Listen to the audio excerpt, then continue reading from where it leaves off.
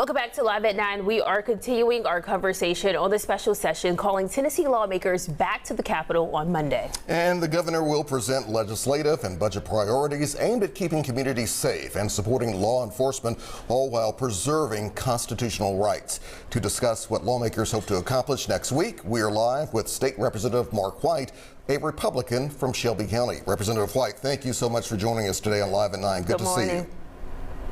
Good morning, Alex Shea. Good morning. First and foremost, you may have heard Representative Chisholm say near the end of his segment that he pretty much feels that this upcoming special session could be a waste of taxpayer money.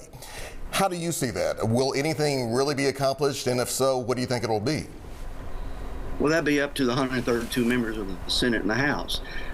We have a responsibility to engage with a civil discussion where we can talk about things of interest to the people of Tennessee all across our state from extreme northeast all the way down to Memphis. So that will depend upon us, and I would hope, sincerely hope, that we all come with an attitude that we are going to work with each other and try to find solutions to support the people of Tennessee and not push any selfish interests that we may want over the will of the entire body.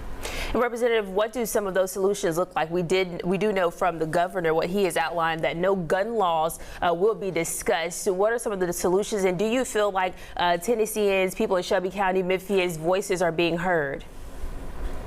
Yes, you know, I say I'm from Memphis, been living there since 1966, and we have a lot of issues that other parts of the state do not have. For example, I am not for open carry for our city. I believe in a permitting system, as Representative Chisholm just said, where it shows that you have gone through training with that firearm if you're going to go out in public. So things like of that nature. So we have a lot of things that we do agree on. But we're talking about putting more money into mental health facilities, more beds, protection of our healthcare workers. There's just a lot of issues we're going to address. One thing I have is I keep talking about this for the last 4 years. I've had legislation is safe storage of your firearm in your vehicle. When you get out of your vehicle, please do not leave the firearm where it's not secured, where anyone can break into your car and steal that firearm. That's one thing that we can do as all citizens. Representative White, what about also a proposal perhaps to keep weapons away from individuals deemed to be too dangerous to actually have firearms? Is that going to be a no-go for you and maybe some of the other lawmakers? If so, why? Well, here's the needle in the thread in the needle that we have to work. How do you prevent those who either will have harm to themselves or to others, prevent them from getting the firearm, and at the same time not take away the due process of the law abiding? That's the thread, the needle that we got to figure out, and that is where a lot of people say, well, if you're going to do that, it's going to bleed over to law-abiding citizens. So I think it could be done and can be done. I don't know how far we will get on it in this session right now, because there is a lot of issues around that, but at this point in time, as long as we don't take away the due process of a law-abiding person, there is a way that we can do this where we can lock up the criminal and make sure they understand that their crime, they're going to have to pay for it, and it's not going to be this revolving door in the court system. At the same time, not prevent the law-abiding person from protecting themselves and their family. And Representative, going back to the stolen guns, we do know it's already been outlined that stolen guns, gun owners will only be encouraged to safely secure them, but there will be no penalties. How do you see that? Do you feel like this is any solution for us?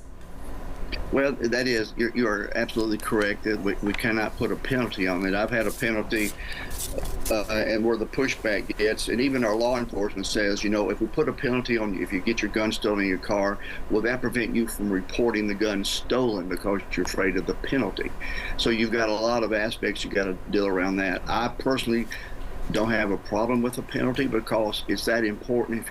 If a firearm gets in the hands of the wrong person, because I, as a responsible citizen, am negligent in securing that firearm, then that's on me. So I think we should have penalties, but in this session, we're going to work on things to put it out there that you shouldn't do, but there are no penalties according to the. And one last thing, Representative, what about the status of so-called red flag laws? Are they pretty much doomed in this upcoming special session? How do you see it? There's nothing that I've seen, either through the governor or anyone else at this point, that would support what we call a red flag law.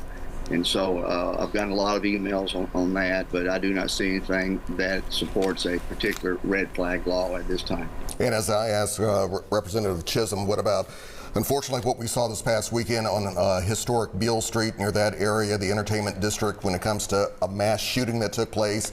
Any type of recommendations you would like to see or changes that need to take place there? Here's the thing about that.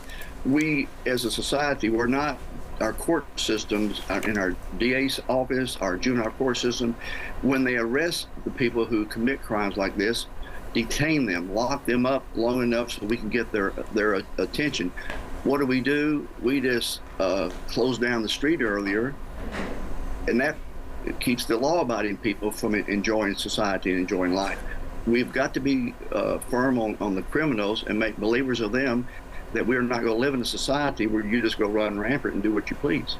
All right, Representative Mark White, District 83. Thank you so much for your time. Being with us. Thank you. Thank you very much.